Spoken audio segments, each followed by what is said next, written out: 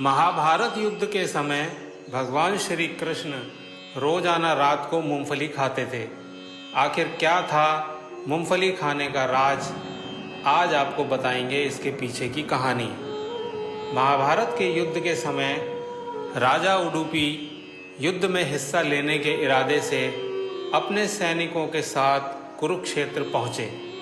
वहाँ पहुंचकर उन्होंने भगवान श्री कृष्ण से मुलाकात की और उनको बताया कि मैं यहाँ युद्ध में हिस्सा लेने के लिए आया था, लेकिन मेरा दिल इसके लिए इजाज़त नहीं दे रहा है, इसलिए मैं दोनों पक्षों में से किसी का भी साथ नहीं दे पाऊँगा।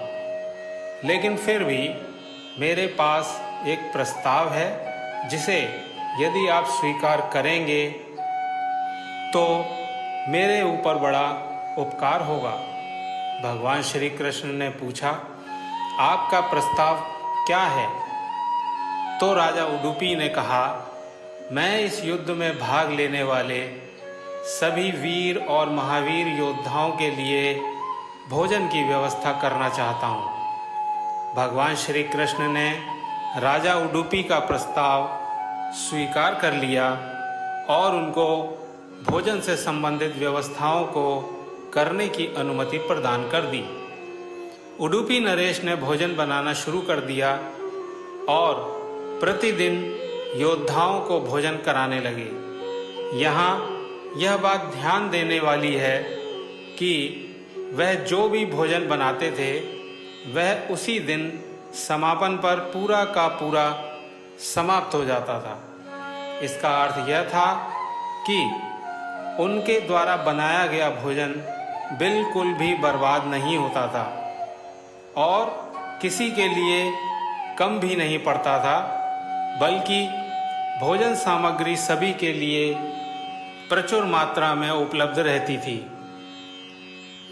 जब महाभारत का युद्ध 18 दिन बाद समाप्त हुआ तो उसके बाद भोजन के बारे में चर्चा हुई, तो सभी इस बात पर आश्चर्य कर रहे थे कि आखिर भोजन से संबंधित व्यवस्था और प्रबंधन इतना सटीक और सुचारू कैसे संभव हुआ। राजपाट संभालने के बाद एक दिन हस्तिनापुर नरेश महाराज युधिष्ठिर ने उडुपी नरेश को बुलाया और उनसे पूछा कि इस त्रुटिहीन शानदार भोजन प्रबंधन के पीछे आखिर कौन सा गणित लगाया गया था। इस पर उडुपी नरेश ने महाराजा युधिष्ठिर से पूछा कि महाराज, आप अपनी विजय का श्रेय किसको दोगे? तो महाराजा युधिष्ठिर ने जवाब दिया कि निश्चय ही भगवान श्री कृष्ण को। उडुपी नरेश ने युधिष्ठिर का जवाब सुनकर कहा, मेरे कार्य के पीछे भी भगवान श्री कृष्ण का ही योगदान है। भगवान श्री कृष्ण हर रोज रात को मेरे द्वारा भेजी गई मूंगफली खाते थे और जब अगली सुबह हम उनके तंबू में जाते थे तो हम उन मूंगफली के छिलकों को एकत्र कर लेते थे और उनकी गिनती करते थे। उसके बाद उन गिने हुए छिलकों को 1000 से गुणा कर देते थे। इस प्रकार जो संख्या हमें प्राप्त होती थी उतने ही योद्धा अगले दिन मारे जाते थे। अगले दिन मारे गए योद्धाओं का भोजन नहीं बनाया जाता था, अर्थात उतना भोजन कम कर दिया जाता था।